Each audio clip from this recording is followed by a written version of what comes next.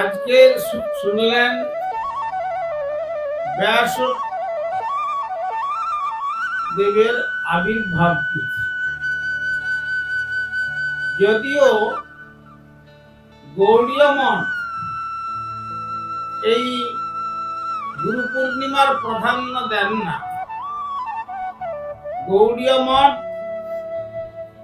শ্রী অভিন্ন ব্যাসাবতার শ্রীল ভক্তি সিদ্ধান্ত সরস্বতী গোস্বামী প্রভুপাদের আবির্ভাব তিথিকে বিশেষভাবে গুরুত্ব দিয়েছেন। তথাপি এই যে বেদব্যাস আর কেউ নন, শ্রী ভগবান আবির্ভূত হয়ে তিনি কুরুক্ষেত্রের রণাঙ্গনে দাঁড়িয়ে জলদ গম্ভীর স্বরে অর্জুনকে বললেন যে দেখো অর্জুন, মত্ত পরতরং নান্যৎ কিঞ্চিদস্তি ধনঞ্জয়, আমার অপেক্ষা পরতত্ত্ব আর কিছু নাই। অতএব মন্মনা ভগবদ ভক্ত মজ্জাজীবং নমস্কুরু, তুমি আমার কথাতে মন দাও, আমাকে ভক্তি করো আর আমার পুজো করো, আর তাও যদি না পারো অন্তত আমাকে একটা নমস্কার হলে করো, তার দ্বারাও তোমরা কৃপা লাভ করে আমার গোবিন্দের ধাম গোলক বৃন্দাবন প্রাপ্ত হবে। তারপরে তো জানেন গীতায় সর্বত্র বলে টলে শেষে বললেন সর্বধর্মান পরিত্যজ্য মাম একম শরণং ব্রজ অহং ত্বং সর্ব পাপেভ্যো মোক্ষয়িষ্যামি মা শুচ। অর্জুন, তোমাকে আবার বলছি, সমস্ত ধর্ম, লৌকিক ধর্ম, কৌলিক ধর্ম, বর্ণাশ্রম ধর্ম, এর সব পরিত্যাগ করো। সর্বধর্মান বহুবচনান্ত পদ। তাহলে করে কি করব না, মাম একম শরণং ব্রজ, আমাকে একম এবং দ্বিতীয়ম, এই যে অদ্বিতীয় তত্ত্ব আমি, আমার ভজন করো, আমার শরণাপন্ন হও। তখন অর্জুন পূর্বপক্ষ করছেন, ঠাকুর এই জগতে পিতামাতা থেকে জগৎ দেখলাম, গুরুর কাছ থেকে গুরুর বিদ্যা শিক্ষা করলাম, ধনুর্বিদ্যা, আত্মীয় স্বজনদের সহায়তায় বড় হলাম, পিতামাতার ঐকান্তিক ইচ্ছাতে পড়াশোনা হলো, চাকরি হলো, সংসার হলো, স্ত্রী পুত্র কন্যাদি জন্মগ্রহণ করলো, এদের প্রতি কাউকে কিছু করতে হবে না। আর বিশেষ করে যে পিতামাতার থেকে জগৎ দেখলাম, আর যে মাতৃদেবী 10 মাস গর্ভে ধারণ করে অসহনীয় প্রসব যন্ত্রণা সহ্য করে আমাকে ধরাবক্ষে নিয়ে এসেছেন, তাদের জন্য কিচ্ছু করব না, শুধু তোমার জন্য শরণাপন্ন হব, তাহলে পাপ হবে না? তখন শ্রী ভগবান তিনি একবারে জলদ গম্ভীর স্বরে বললেন যে দেখো, অহং ত্বং সর্ব পাপেভ্যো মোক্ষয়িষ্যামি, আমি লক্ষ্মী দেবীকে ধনের ভান্ডারী করেছি, সরস্বতী দেবীকে বিদ্যার ভান্ডারী করেছি, বরুণ দেবকে জলদেবতা করেছি, গণেশকে সিদ্ধির ভার দিয়েছি, এইভাবে সব এক একজনকে ভার দিয়েছি। কিন্তু একটা এক্সট্রাঅর্ডিনারি পোর্টফোলিও যেটা হচ্ছে মুক্তি, ওটি কাউকে আমি দান করি নাই, ওটা আমার নিজের ব্যক্তিগত সম্পদ, ওটা আমার কাছে রেখেছি। কেন? যারা আমার চরণে শরণাপন্ন হবে তারা এই সমস্ত জগতের কর্তব্য করেও বন্ধন থেকে মুক্তি লাভ করতে পারবে না, কিন্তু যদি আমার ভজন করে অহং ত্বং সর্ব পাপেভ্যো মোক্ষয়িষ্যামি, আমি তাকে সমস্ত পাপ থেকে মুক্ত করে দেব। কিরকম পজিটিভ ডিক্লারেশন দিয়েছেন দেখুন। এইরকম কথা আর কেউ বলতে পারেননি, ভগবান শ্রীকৃষ্ণই এ কথা বলেছেন।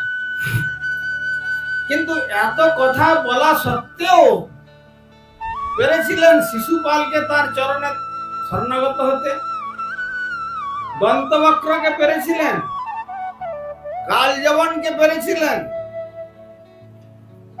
বা কংসাদিকে তাদেরকে পেরেছিলেন? পারেন। যখন এত সমস্ত কথা বলেও হয় না, তখন সাধু শাস্ত্র গুরু রূপে আপনারে জানান, শ্রীকৃষ্ণ মোর প্রভু ত্রাতা জীবের হয় জ্ঞান। তখন ভগবান যখন নিজে জানিয়ে নিজেকে পারলেন না, তখন তিনি গুরু রূপে জানাবার চেষ্টা করেন। আর যখন গুরু রূপে জানান, তখন গুরুদেব কি বলছেন ঠিক না বেঠিক ওটা কি করে বোঝা যাবে? তখন গুরুদেব শাস্ত্র প্রণয়ন করলেন। কেন? যেটি গুরুদেব বলবেন শাস্ত্র সেই কথা বলবে, আর শাস্ত্র যে কথা বলবে সেইটি হচ্ছে ভগবত বাণী। অতএব সেই জন্য ভগবান দেখলেন যে আমি তো আমাকে নিজেকে জানাতে পারলাম না, তাই আমি গুরু রূপে জগতের কাছে আমাকে জানাবো। কেউ যদি নিজের প্রশংসা করে নিজে বড় হতে চায়, তাহলে কি যাদের কাছে বলবে তারা কি কেউ নিজেকে তাকে বড় বলে মেনে নেবে?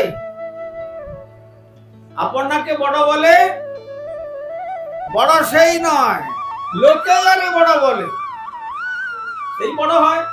এখন ভগবান সেই চিন্তা করলেন, করে কি করলেন? তার শক্তির আবেশকে একটা মূর্ত রূপ দিয়ে জগতে প্রকট করলেন। তিনি হচ্ছেন কৃষ্ণদ্বৈপায়ন বেদব্যাস। সেই কৃষ্ণদ্বৈপায়ন বেদব্যাস বলেছেন, ব্যাস শঙ্কর শঙ্কর সাক্ষাৎ ব্যাস নারায়ণ স্বয়ং। সেই ব্যাসদেব হচ্ছেন স্বয়ং নারায়ণ, ব্যাস রূপে এসেছেন। কিভাবে আসলেন?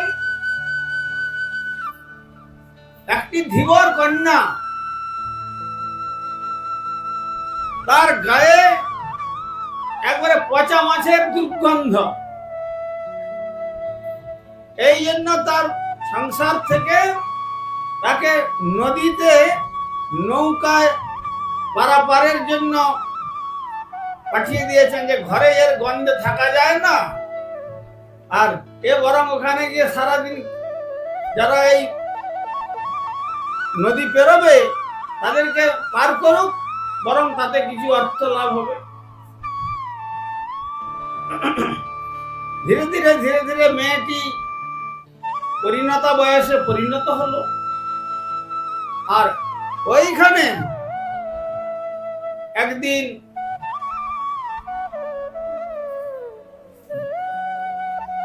পরাশর ঋষি, তিনি ওই ঘাটে পার হওয়ার জন্য এসছেন। পরাশর ঋষি যখন পার হওয়ার জন্য নৌকায় বসলেন, নৌকায় বসে যাওয়ার পরে ওই পারে নিয়ে যাওয়ার জন্য ব্যবস্থা করছেন, সেই মেয়েটি ভগবত ইচ্ছাক্রমে নৌকাটি মাঝ নদীতে দাঁড়িয়ে গেল। যখন কি হলো, তখন ওই মাঝ নদীতে নৌকা দাঁড়িয়ে গেল, তখন ওই পরাশর ঋষির চিত্তকে ওই মেয়েটির রূপ মুগ্ধ করল। তখন পরাশর ঋষি তার মনের যে মালিন্যতা জেগেছে সাক্ষাৎ ভাবে তার কাছে ব্যক্ত করলেন। তখন তিনি বললেন, মেয়েটি বললেন যে দেখুন ঋষিবর, আমার গায়ে যেটা সাধুরা কোনোদিন, প্রকৃত সাধু যারা, তারা কখনো মৎস্য ভোজন করেন না। আর আমার গায়ে কিন্তু সেই মাছের দুর্গন্ধ ভরা। আজকাল কোন কোন শিষ্যরা গুরুদেবের কাছে এসে বলেন, গুরুদেব আপনি আপনি যা নিয়ম করে দিয়েছেন সবটা মানি, কিন্তু একটুকু মৎস্য সেবন করি মাত্র, এটি একটুকু আপনি অনুমোদন করুন। কিন্তু মনু কি বলছেন? মনু বলছেন যে যো যস্য মাংস মস্নাতি সতন মাংসাদ উচ্চতে মৎস্যাদ সর্ব মাংসাদ তস্মান মৎস্যান বিবর্জয়। যে যার মাংস খায়, কেউ যদি একটা কুকুরের মাংস খায়, নাগাল্যান্ডের দিকে যাবেন দেখবেন সে শুধু কুকুর ভোজি হয়। কেউ যদি হরিণের মাংস খায়, সে শুধু হরিণ মাংস ভোজি হয়। এইভাবে যে যার মাংস খায় কেবল সেই মাংস ভোজি হয়। আর যদি মৎস্যকে আহার করে, ওটা মৎস্যাদ সর্ব মাংসাদ। কেন?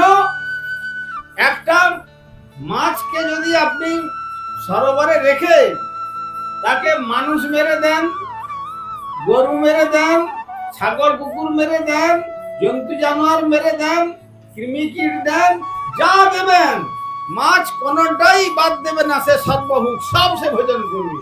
সুতরাং সেই জন্য আমাদের মনু বললেন, এক মৎস্য ভোজনেতে সে গো মাংস থেকে আরম্ভ করে, শুকর মাংস থেকে আরম্ভ করে, আর হরিণ মাংস থেকে আরম্ভ করে, ছাগল থেকে, কুকুর থেকে, যা কিছু জগতে যা কিছু আছে সমস্ত মাংস ভোজন হয়ে যায়।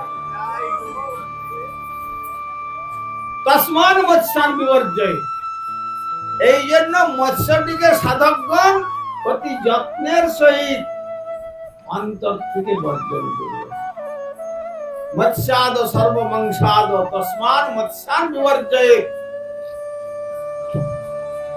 এইভাবে সেই মেয়েটি বলল, দেখুন আমার সেই শরীর, আমি মাছ না হলেও মাছের মতো দুর্গন্ধ আমার সঙ্গের থেকে বেরোচ্ছে।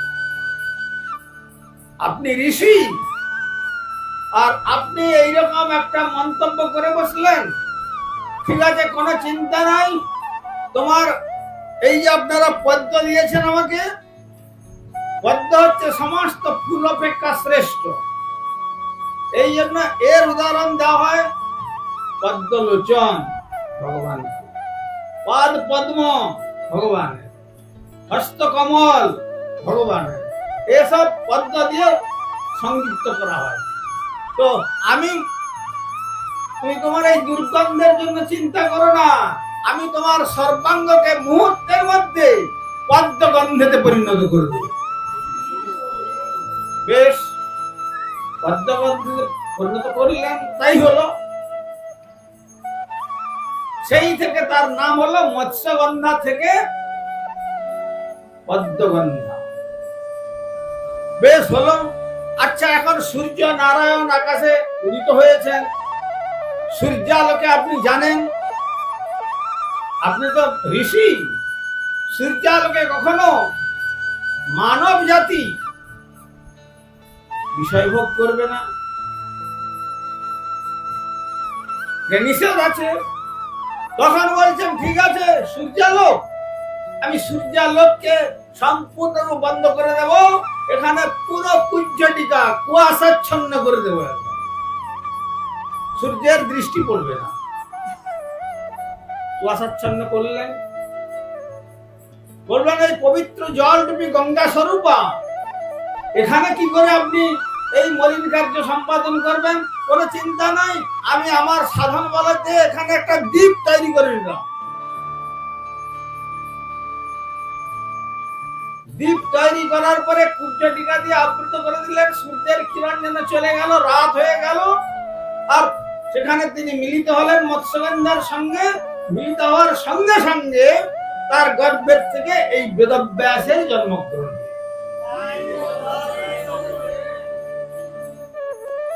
কেন ভগবান কখন কিভাবে কার মাধ্যমে কখন প্রকাশ হবেন সে কেউ বলতে পারে। তখন ওই পদ্মগন্ধা পুত্র পুত্র পুত্র বলে আহ্বান করছেন। তখন বলছেন, মা যখন প্রয়োজন হবে তুমি যখন আমাকে ডাকবে আমি তোমার আদেশ অবর্তমস্তকে প্রতিপালন করব। সেই বেদব্যাস কে? তিনি নারায়ণ স্বয়ং। একটা বস্তুকে অবলম্বন করে প্রকট হতে হবে তো।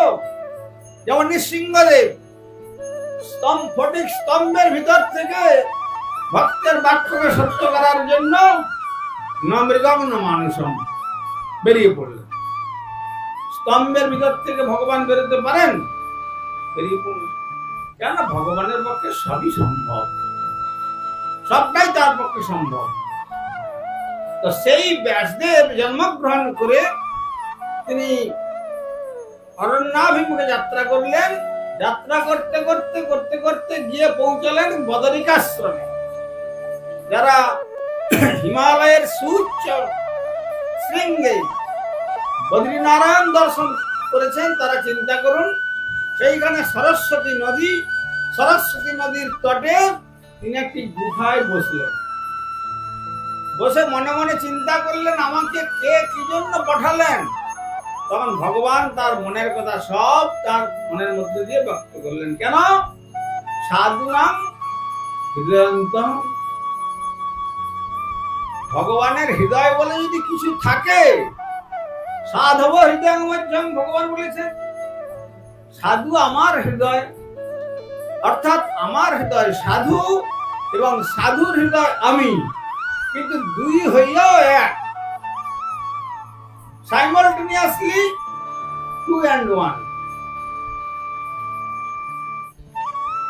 তো সুতরাং এইভাবে শ্রী ভগবান রূপে বেদব্যাস লিখলেন, সব শাস্ত্র প্রণয়ন কর,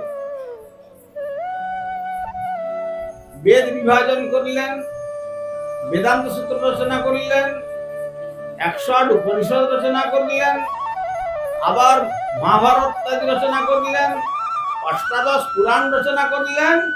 এই সমস্ত রচনা করেও মনে শান্তি লাভ করতে পারছেন।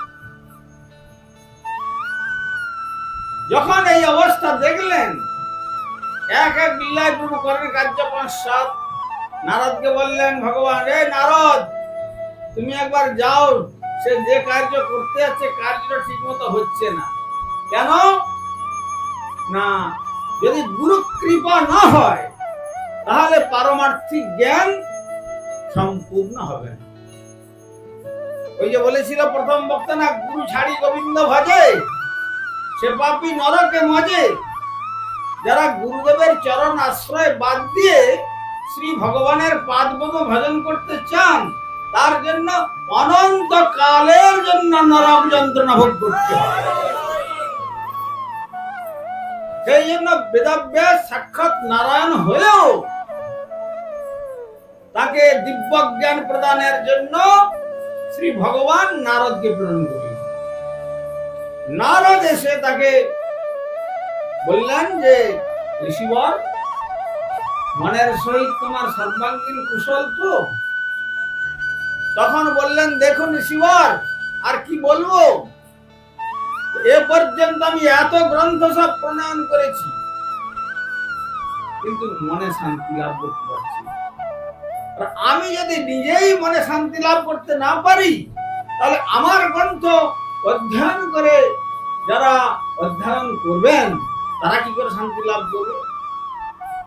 তখন নারদ বললেন, দেখো, যার যে তত্ত্বের আরাধনা করলে প্রকৃত জীব শান্তি লাভ করতে পারে তার বিশেষ রূপে গুণকীর্তন তুমি এখনো পর্যন্ত করো নাই। কেবলমাত্র মানবের রচমানা প্রবৃত্তিতে পুরাণে বেশি ইন্ধন প্রদান করেছ। তাহলে সেটি কি জিনিস না, তোমাকে সেইটি দেওয়ার জন্য এলাম। এই বলে তাকে সর্বাবতার ইয়া পুরুষোত্তম ভগবান ব্রজেন্দ্র নন্দন শ্রীকৃষ্ণ মন্ত্র দীক্ষা প্রদান করলেন। আর যখন দীক্ষা প্রদান করলেন তখন তার দিব্য জ্ঞান উদয় হওয়ার লীলা প্রকট হলো। তারপর বললেন, তোমার এবার যা মনে আসছে এবার তুমি লিপিবদ্ধ করো, যে একটি লিপিবদ্ধ করলেন, সর্বং বেদ ইতিহাসানাং সারং সারং সমুদ্রিতম। বেদ, বেদান্ত, উপনিষদ, মহাভারত, পুরাণ আদির সব সার কথা রচনা করলেন। সেটি হচ্ছেন শ্রীমদ্ ভাগবতের দশম স্কন্ধেতে, দ্বাদশটি স্কন্ধে তিনি তাকে বিভাজন করলেন। সেটি হচ্ছে ভগবানের দ্বাদশটি অঙ্গ। পাদৌ যদিও প্রথম দ্বিতীয় তৃতীয় তৃতীয় কথিত যদুর নাভিস্থ পঞ্চম ষষ্ঠ ভিড়ান্তরাং যুগলং পথন্ন কণ্ঠস্থ রাজন নবম দশম যস্য প্রসন্ন মুখারবিন্দম একাদশ যস্য ললাটপট্টম দ্বাদশ দশরে ভবাতি। এই ভগবানের চরণ থেকে আরম্ভ করে দ্বাদশ স্কন্ধ পর্যন্ত দ্বাদশটিতে স্কন্ধেতে পরিণত করে তিনি লিপিবদ্ধ করলেন। আর লিপিবদ্ধ করার পর তারপরে বলছেন, হ্যাঁ এইবার আমি মনে শান্তি লাভ করলাম। তাহলে ভক্তিটা কার কাছ থেকে আসে? ভগবানের ভক্তি। যার ধন আছে তাকে বলা হয় ধনবান, যার রূপ আছে তাকে বলা হয় রূপবান, যার ভক্তি আছে তাকে বলা হয় ভক্ত। সুতরাং ভগবানকে কেউ ভক্ত বলবে না, ভক্তের ভক্তি আছে বলেই, এই যেমন আপনারা ভক্তি করেন বলেই আপনাদের আগেই সম্বর্ধনা জানানো যে সমস্ত গৌর ভক্তবৃন্দের গুণগান করতে হয়। কবিরাজ গোস্বামী বলছেন শুদ্ধ, সমস্ত ভক্তগণের পায়ে মোর নমস্কার, ইতে অপরাধ কিছু নহক আমার। এত বড় বিদগ্ধ বিদ্বান,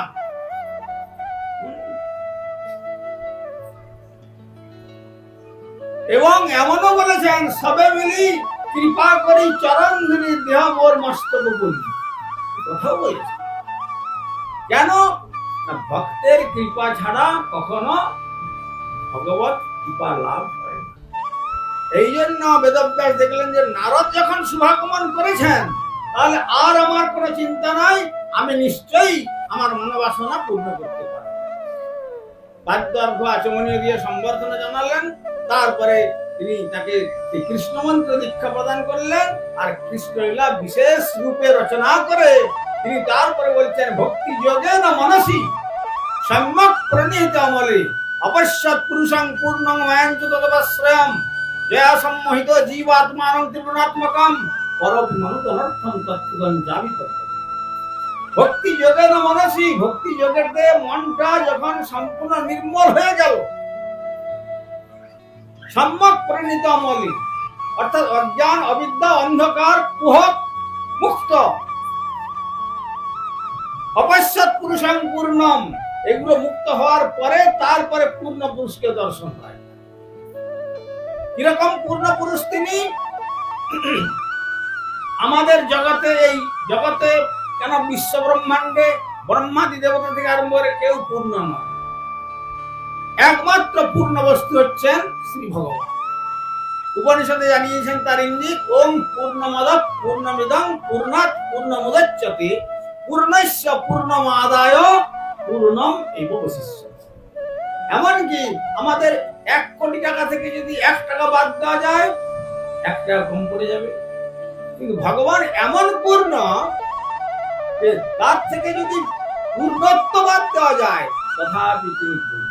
যত বা ইমানি ভূতানি জায়ন্তে যেন জাতানি জীবন্তি, অনন্ত বিশ্ব ব্রহ্মাণ্ড তার থেকে সৃষ্টি হচ্ছে, তথাপি তার পূর্ণত্বের কোনো হানি হয় না। এমন পূর্ণ বস্তু। আর সেই পূর্ণ বস্তুকে ভগবানকে দান করলেন তিনি এই শাস্ত্র রূপে। তাই সমস্ত শাস্ত্রের সার হলো শ্রীমদ্ ভাগবতম। আর আমাদের পরম গুরুদেব শ্রীল প্রভুপাদ বললেন, যদি কোনদিন কালের অতল তলে জগৎ যখন বিধ্বংস হয়ে যাবে, তখন যদি বেদ চলে যায়, বেদান্ত চলে যায়, উপনিষদ নষ্ট হয়ে যায়, এমনকি পুরাণ নষ্ট সব হয়ে যায়, এমন এই শ্রীমদ্ ভাগবত নষ্ট হয়ে যায়, তবে যদি শ্রী চৈতন্য চরিতামৃত থাকেন, তাহলে এই চৈতন্য চরিতামৃত পাঠের দ্বারা সাধক শ্রী গৌর গোবিন্দের পাদ পদ্ম গোলক বৃন্দাবন লাভ করতে পারবে। এই জন্য ভক্তগণ বলেন, মানুষের ক্ষুদ্র ক্ষুদ্র 50টা গুণ, আর শিবাজি দেবতাতে 55টি গুণ, আর বৈকুণ্ঠেশ্বর নারায়ণেতে 60 গুণ, অযোধ্যাপতি রামচন্দ্রে 62.5 গুণ, আর শ্রী কৃষ্ণচন্দ্রেতে 64 কলা পূর্ণ, আর আমার গৌরসুন্দর মহাপ্রভুতে তার থেকেও আরো 1 গুণ বেশি, তিনি 65 কলা পরিপূর্ণ হয়ে জগতের প্রতি কৃপা বর্ষণ করেছেন। অনর্পিত চরিং চিরাত করুণায় অবতীর্ণ কলু, যেটি সত্যত্রিতা দাপরে অর্পণ করা হয় নাই, সেটি তিনি কলিকালের মানবকে সেই সম্পদ দিয়েছেন। অতএব এ সম্পদ একবারে সমস্ত সার গ্রন্থের নিচড়, সার অংশ, সাম এন্ড সাবস্টেন্স শ্রী চৈতন্য চরিতামৃতকে প্রভুপাদ এতভাবে গুরুত্ব দিয়ে শ্রী চৈতন্য মহাপ্রভু তত্ত্ব সম্বন্ধে শুধু কি প্রভুপাদ বললেন? প্রকাশানন্দ সরস্বতী তিনি জানাচ্ছেন, আরাধিতং ব্রজবনং নবকাননন্তে নারাধিতং নববনং ব্রজ এব দূরে আরাধিত দ্বিজসুত ব্রজনাগরস্তে নারাধিত দ্বিজসুত না তবেই। যদি ব্রজেন্দ্রনন্দন কৃষ্ণের আরাধনার জন্য শচীনন্দন গৌরহরির আরাধনা না হয়, তাহলে বৃন্দাবন তার কাছে বহুদূর অবস্থান করবে। আর যদি নবদ্বীপ চন্দ্র শ্রী গৌর সুন্দরের আরাধনা করা হয়, তাহলে বলছেন বৃন্দাবন আর দূরে থাকতে পারবে না। বৃন্দাবনেশ্বর এসে আপনার কাছে বলবেন, আমি এসেছি শ্রীকৃষ্ণ, আমার সেবা করো, আমার সেবার দ্বারা আমার পরম ধাম লাভ করে তোমরা মনুষ্য জীবন ধন্য করতে। তো সেই বেদব্যাস আজকের দিনটিকে উপলক্ষ করে আবির্ভূত হয়েছিলেন। আর সুধাম বৃন্দাবনে মহাপ্রভুর প্রিয় পার্ষদ সনাতন গোস্বামী চরণ আজকের তিথিকে অবলম্বন করে তিনি ওই গিরিরাজ গোবর্ধনের যে চরণ চিহ্ন আজকের দিনটিতে প্রাপ্ত হয়েছে। যেন বার্ধক্য বয়স, কোমর বেঁকে গেছে, আর 14 মাইল গিরিরাজ গোবর্ধন প্রত্যহ পরিক্রমা করার ব্রত, কিন্তু ভক্তের এত কষ্ট হচ্ছে, গোবর্ধন তাকে প্রত্যাদেশ করলেন, সনাতন এখন এত বয়স হয়েছে, আর তোমাকে পরিক্রমা এই নিয়ম রাখো। তখন বলছেন, তুমি আজকে আমাকে কথাটা বলছো কেন? আমি তোমার পরিক্রমাটা করছি বলে, যদি তোমাকে ভুলে যাই তখন তুমি আর আমার সাথে কথা বলবে না। সুতরাং গোবর্ধন, তুমি এই আদেশ আমায় করো না, যতক্ষণ পর্যন্ত দেহে শক্তি আছে, হ্যাঁ ইন্দ্রিয় শক্তি আছে, ততক্ষণ পর্যন্ত আমি এই ব্রত ভাঙতে পারবো।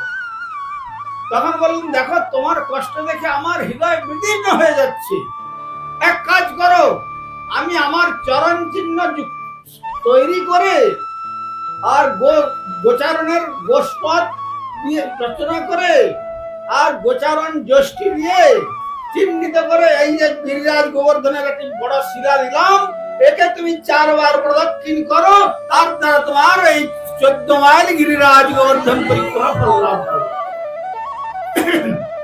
আজকে এখনো সেই শিলা রাধা দামোদর মন্দিরে বৃন্দাবনে পূজিত হচ্ছেন।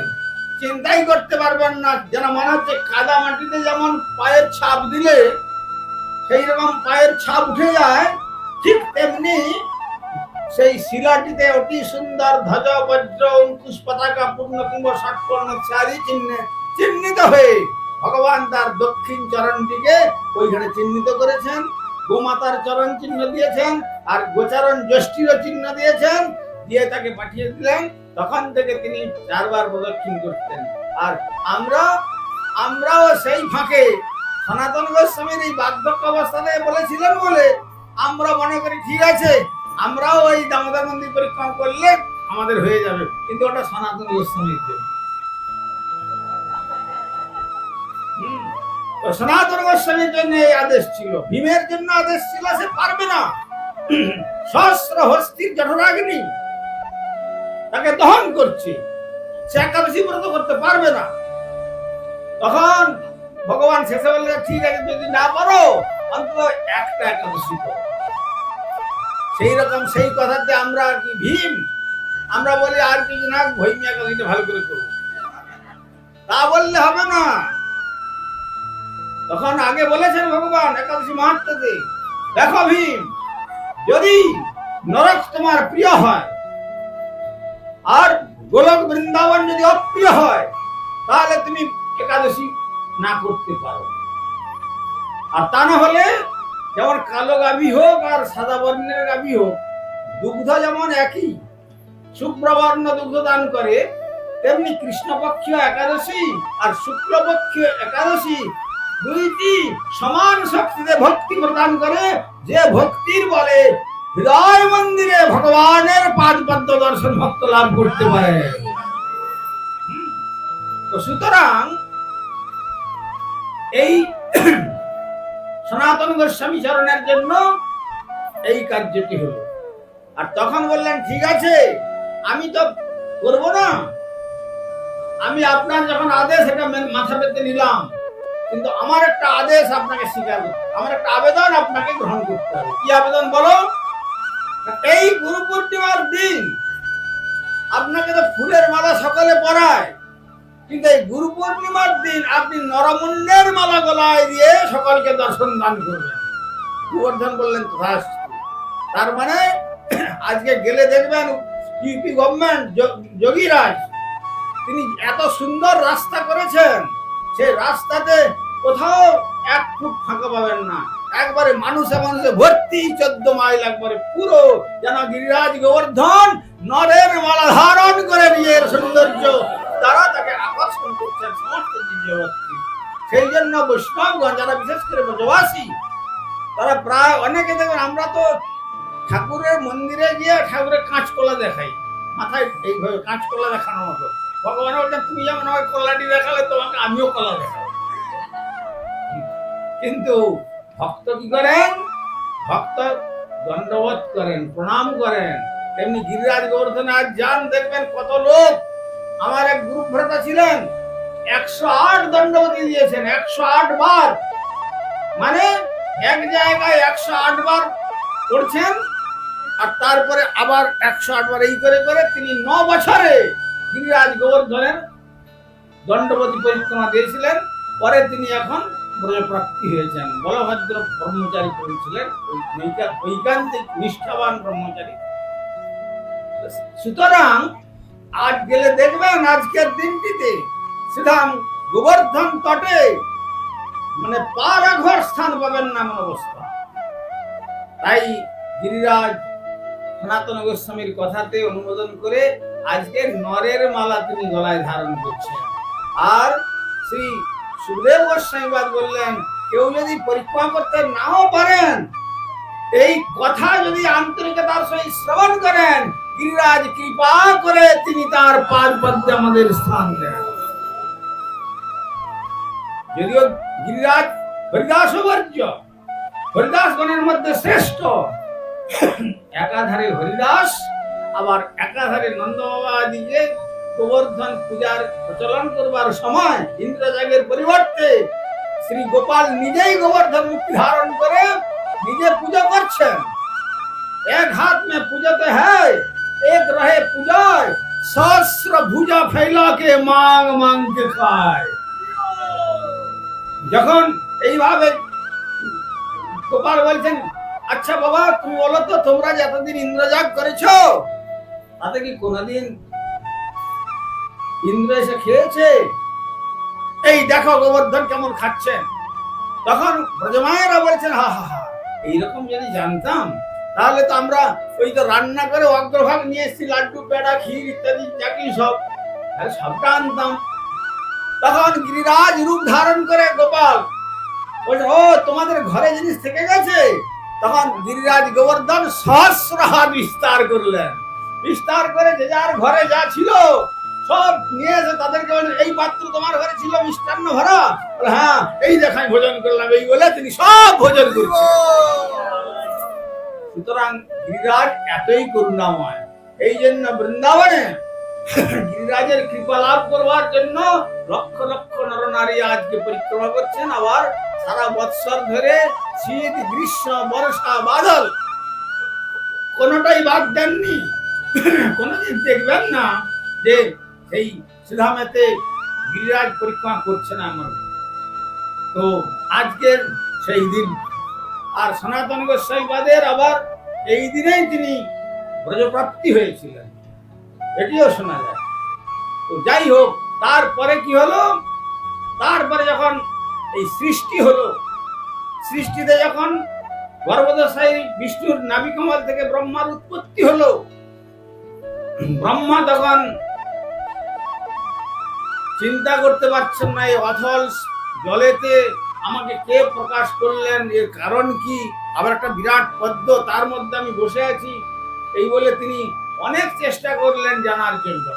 আবার সেই পদ্মের নাল ধরে তার অন্ত খোঁজার জন্য সে গেলেন, আদি অন্ত কিছুই পেলেন না, শুধু তার অবস্থা দেখে শুধু তপ এই দৈবগানটুকু শ্রবণ করলেন। তখন ব্রহ্মা বুঝলেন যে আমাকে তপস্যা করবার জন্য নির্দেশ আসছে। তখন ব্রহ্মা কঠোর তপস্যা করলেন, আর পুরুষোত্তম মন্ত্রের সাধনার পূর্ণ ফলশ্রুতি স্বরূপ শ্রী ভগবান আজকের দিনটিতে তাকে শ্রীমদ ভাগবত চতুশ্লোকী আজকের দিনটিতে প্রদান করেছে। আর সেই 4টে শ্লোক মূল বীজ, আর সেই 4টে শ্লোক মূল বীজ ব্রহ্মার লোক থেকে আস্তে আস্তে আস্তে আস্তে এই ধরাবক্ষে অষ্টাদশ শত শ্লোক সমন্বিত শ্রীমদ ভাগবত আমরা পেয়েছি। অতএব আজকের দিনে এই যে কলির যে জীবকে উদ্ধারের জন্য ভাগবতী একমাত্র অবলম্বন, সেটিও আজকের দিনে পাওয়া গিয়েছে। তো সুতরাং এই যে বিশেষ বিশেষ এই তিথিতে ভগবানের যে বিশেষ কৃপা, এই এত কৃপার মধ্যেও সর্বশ্রেষ্ঠ কৃপা যেন গঙ্গা যমুনা সরস্বতীর মিলন, ত্রিবেণী সঙ্গম, পরম পবিত্র স্থান বলে যেমন মানুষ স্নান করে, কিন্তু এই ত্রিবেণী সঙ্গম গঙ্গা যমুনা সরস্বতী যার নারীর ভাষাইতে মহাপ্রভু আমার ভাষাইলেন কৃষ্ণ প্রেমের বন্যাতে। অতএব মহাপ্রভু আবির্ভূত হয়ে একবারে কৃষ্ণ প্রেমের বন্যায় শ্রী ভগবানের নাম দিয়ে কলির জীবকে একবারে ভগবানের পাদ পদ্মে তুলে দিলেন। অতএব এত করুণা আজকের এই গুরু পূর্ণিমা তিথি। অতএব যতক্ষণ পর্যন্ত গুরুদেবের কৃপা আমরা লাভ করতে না পারছি, ততক্ষণ পর্যন্ত আমাদের জীবনের কোনো মূল্য নেই। পার্বতীর চরণতলে বসে, শঙ্করের চরণতলে বসে পার্বতী কথা শুনছেন, কিন্তু যখন আবার জিজ্ঞাসা করছেন যে দেবী আমি যা বললাম কিছু বুঝতে পেরেছো, দেবী বললেন যে না, আপনি তো বলছেন যখন শুনতে ভালো লাগছে, কিন্তু কোনো উপলব্ধি করতে পারছি।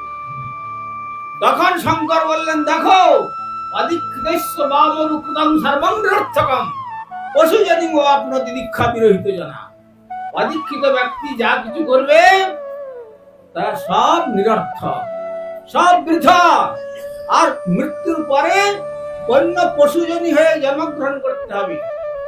সুতরাং তুমি যদি আমার কথা যথাযথভাবে উপলব্ধি করতে চাও, তাহলে তুমি এই কলিকালে আমার আরাধ্যদেব স্বর্ণাবতার রূপে অবতীর্ণ হয়েছেন। কোথায়?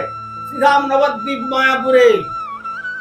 অতএব আমিও যাচ্ছি আর তুমিও সেখানে যাবে। এই বলে দেবী সেই কৈলাস থেকে এসে প্রথম মহাপ্রভুর চরণধুলি তার স্মৃতিতে নিয়েছিলেন বলে আজ সেই দ্বীপের নাম হলো সীমান্তর দ্বীপ। কেন? জগতের পুরুষরা যখন দাম্পত্য বন্ধনে বন্ধনগ্রস্ত হয়, তখন সেই যেমন নারীর স্মৃতিতে সিঁদুর দিয়ে রঞ্জিত করে, কিন্তু দেখুন অনেক সিঁদুর ছিনিয়ে নিয়ে চলে গেছে, পারে নাই রাখতে। কিন্তু দেবী বললেন যে নাম জপ করে আমার প্রতি মৃত্যুঞ্জয়ী হয়েছেন, আমি তার চরণধুলি স্মৃতিতে আজ থেকে রঞ্জিত করলাম, অর্থাৎ আমাকেও আর কাল স্পর্শ করতে পারবে না। আর সেই জন্য তিনি ওইখান থেকে মহাপ্রভুর চরণধুলি স্মৃতিতে নিয়ে তারপরে বললেন তাহলে গুরুত্বকরণ করতে হবে। তার আগে তিনি শিবকে বলেছিলেন যে তুমি তো একাধারে বৈষ্ণব, পদ্মপুরাণ রূপে ব্যাসদেব বলে দিয়েছেন বৈষ্ণবানাং যথা সম্ভু, তাহলে তুমি শ্রেষ্ঠ বৈষ্ণব। আর তারপরে তুমি শ্রেষ্ঠ বৈষ্ণব মানে গুরুতত্ত্ব, আর গুরুতত্ত্ব মানেই হচ্ছে তিনি ভগবত প্রেম প্রদাতা, অতএব তুমি আমাকে দীক্ষা প্রদান করো। তখন শঙ্কর বলছেন, দেখো আমি যদি তোমার স্বামী হয়ে স্ত্রীকে মন্ত্র দিই, জগতে আমার আচরণটাই সকলে শিক্ষা করবে, বলে দেখো আর তোমাকে গুরুকরণ করতে হবে না, আমি স্বামী তোমাকে শিষ্য করে দিচ্ছি, এই প্রথা প্রচলন হবে। তুমি বরং গৌরবতারে মহাপ্রভু একজনকে নামের আচার্য করেছেন, অনেক পার্ষদ ছিলেন, একমাত্র একজনকে নামের আচার্য করেছিলেন, তিনি হচ্ছেন জবান কুলধূত ঠাকুর হরিদাস। কিন্তু তার কাছে যদি পারো তাহলে দীক্ষা মন্ত্র গ্রহণ, এই বলে তিনি আবার সেখানে হরিদাস ঠাকুর যখন সেই লক্ষ্য রেখে উদ্ধার করে শান্তিপুরে এলেন, সেই গঙ্গার তটে যে গুফা, সেখানে কোন সর্পদেব ছিলেন দেব রূপে, তাকে বললেন, কে আছেন মহাত্মান, আপনি যদি এই গুহাটি পরিত্যাগ করেন তাহলে আমার একটু ভজনের সুযোগ হয়। সঙ্গে সঙ্গে সর্পটি বেরিয়ে চলে গেল, সেখানে ভজন করলেন, দেবী এসে পরীক্ষা নিলেন, পরীক্ষাতে দেবী হেরে গেলেন। তারপর শেষে তার চরণে প্রণাম করে বললেন, ঠাকুর আমি এসেছিলাম আপনি কেমন বৈষ্ণব পরীক্ষা নিতে, কিন্তু আমি হেরে গেলাম, তো আপনি কৃপা করে আমাকে দীক্ষা মন্ত্র প্রদান করুন। তখন হরিদাস ঠাকুর দুর্গা দেবীকে দীক্ষা মন্ত্র প্রদান করলেন, দীক্ষা মন্ত্র প্রাপ্ত হয়ে সেই মন্ত্র লাভ করতে যখন কৈলাসে গেলেন, তখন দেবী তখন থেকে যোগমায়ার রূপ ধারণ করে ভগবান শ্রী রাধা গোবিন্দের অলৌকিক লীলা বৈচিত্র্য সব তার চিত্তের মধ্যে প্রকাশ করে। সেই জন্য বললাম যে যারা দীক্ষা গ্রহণ করে নাই তাদের পশু জীবন থেকে মুক্তি লাভ করার কোনো সম্ভাবনা নেই। আহার, নিদ্রা, ভয় আর সন্তান সন্ততি উৎপাদন, এই চারটা কর্মে ব্যস্ত থাকবে। কিন্তু যখন এই দুর্লভ মনুষ্য জন্ম আমরা পেয়েছি, এই দুর্লভ মনুষ্য জন্মের সার্থকতা হবে যদি আমরা মহৎ চরণ আশ্রয় করে বাকি যে কটা দিন আছে সে কটা দিন হরিভজন করতে পারি। কেন?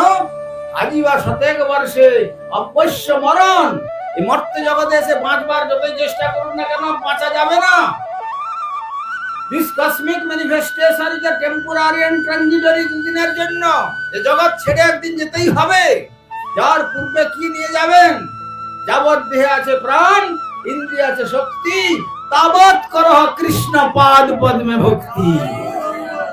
অতএব আজই বা শতেক বর্ষে অবশ্য মরণ, নিশ্চিন্ত না থেকো ভাই, যত শীঘ্র পারো ভজ শ্রী গোবিন্দ চরণ, জীবনের ঠিক নয়।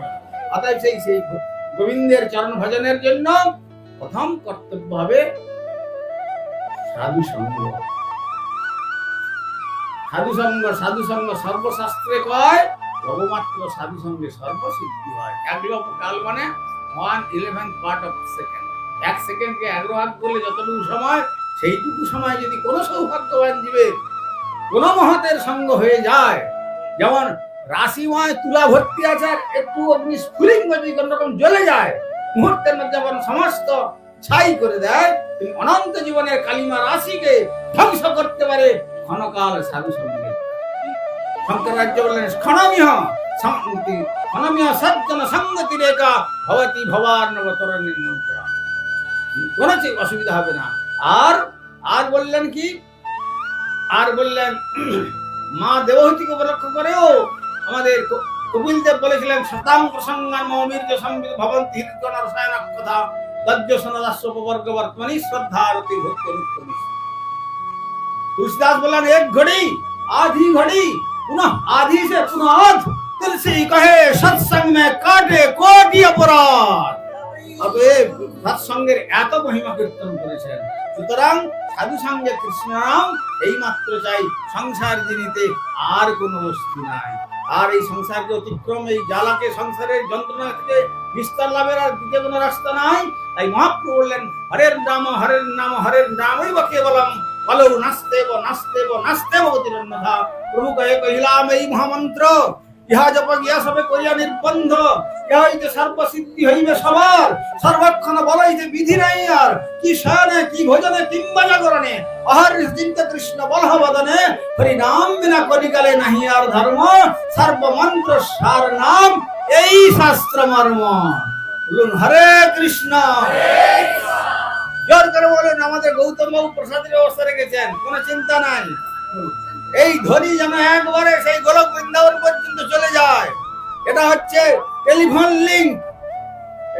এই জগতের টেলিফোন বা এই যে সমস্ত বড় বড় স্মার্টফোন, এগুলো 10-11টা ডিজিট।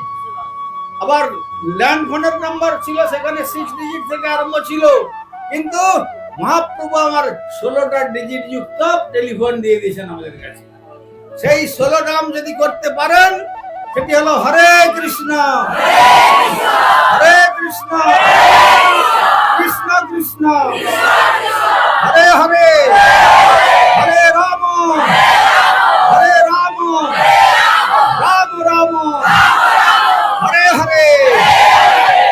এই যে আপনারা হরিনাম করলেন না, এই সেইখানে গোলক বৃন্দাবনে রাধা গোবিন্দের সেই বৈকুণ্ঠ গোলকে সেখানে ডায়াল চলছে।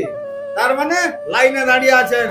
যখন রিসিভার উঠবে ওখান থেকে তখন রিপ্লাই আসবে, আর হাসতে হাসতে শ্রী গৌর গোবিন্দের নাম করতে করতে গোলক বৃন্দাবন যাত্রা করবেন।